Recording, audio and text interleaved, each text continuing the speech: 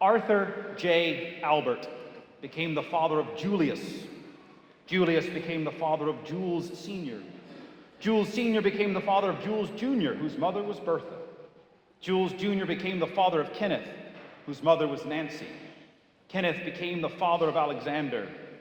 Alexander became a priest and stands before you now.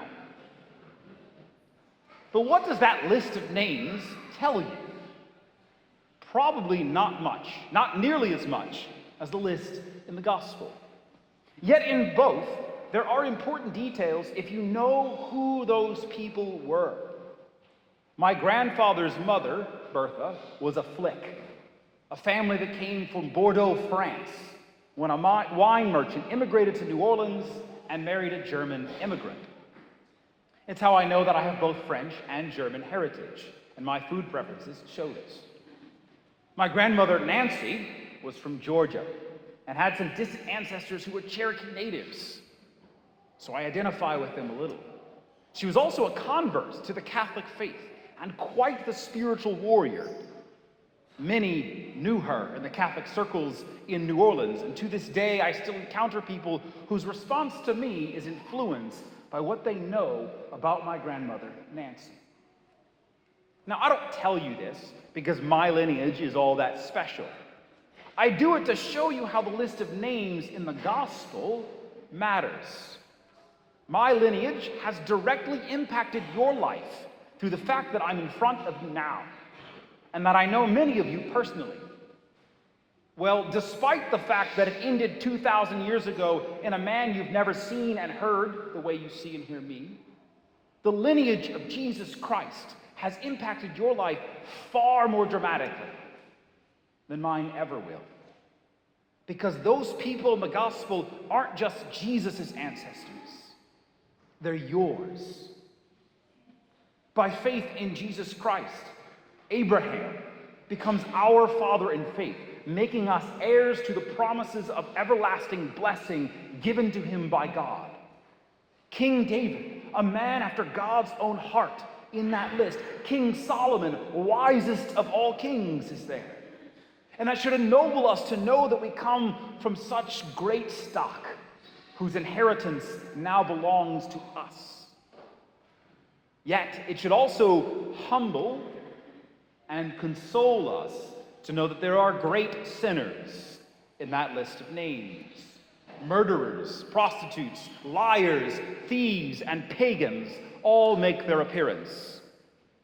Rahab and Ruth were both foreigners brought into the fold of God's people and given the honor of being a direct ancestor of Jesus Christ. Jeconiah did evil in the sight of the Lord and was deposed by the pagan emperor Nebuchadnezzar and was cursed by Jeremiah the prophet. Yet he is a listed ancestor of Jesus Christ and of us. Why would God allow such a motley crew of good, bad, and ugly to be his ancestors? So that no one would think that they weren't worthy to become the family of God, of Jesus Christ. You are his family. Or if you are not yet baptized, you are invited to become his family, to share in the redemption of great sinners and the splendors of great saints.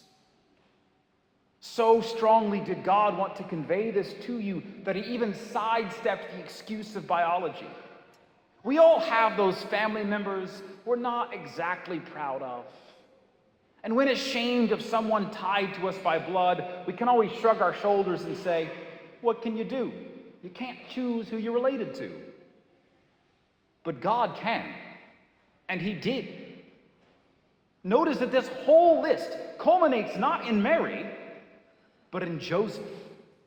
Jesus is born of Mary, ever virgin. Joseph is not the biological father of Jesus.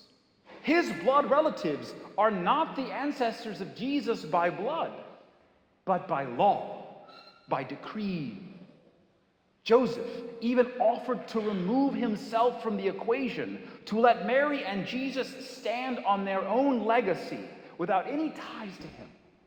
But God commanded him to keep Mary as his wife, to take Jesus as his own. And that adoption is just as binding as blood, even more so. God chose to be adopted into, to be bound to the ancestry of Joseph, so as to say, I can choose my family, I chose them, and I choose you. And he doesn't do so begrudgingly, like that family member you're not proud of. He does it with joy.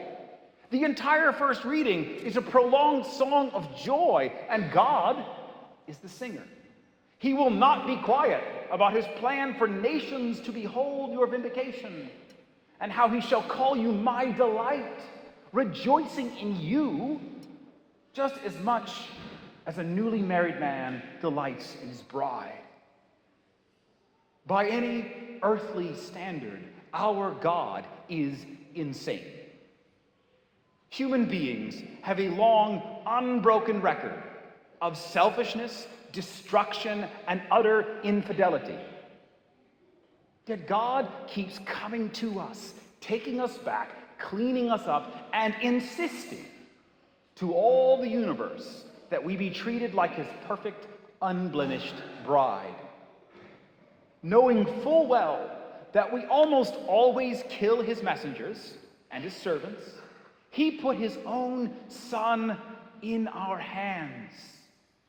It's always humbling when I hold that tiny image of Jesus walking up the aisle, how delicate and fragile he was, that the Son of God, the eternal Word, became a tiny, vulnerable child on this night all those years ago, because our love-mad God wanted to say to you, I call you my family, and I take you to live with me forever. That's why we rejoice. That's why we so naturally associate Christmas with spending time with our family, why we're willing to put up with difficult members of that family and do things we normally avoid. By divine providence, this is part of what makes this time of year so special. And we've only just begun. For 2 whole weeks, we are delving into this mystery. Don't stop Christmas yet. There's only one thing that hangs in the balance with all of it. Will we let ourselves be the chosen family of God? Will we let ourselves truly become that family? Will we share the great family meal of the Eucharist with our God and Father, not just once or twice a year, but every week and more? Will we extend gratitude for the great gift of life and redemption made possible by our adoption? Will we welcome the broken and the weak the way that we have been welcomed? Do not be afraid to take God into your life and home. No matter your sins, you can be forgiven. And even if letting God in seems too frightening, then why not begin where Joseph did? Take Mary into your home. She's nothing to be afraid of. That you just might learn from her how eager God is to be the family to you, the way that family was always meant to be, maybe the way that you've never experienced family. This is your Father's house.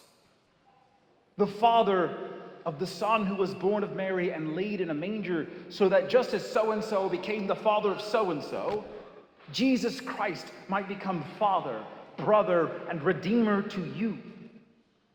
If only you are not too afraid to take him into your home, your heart, your soul.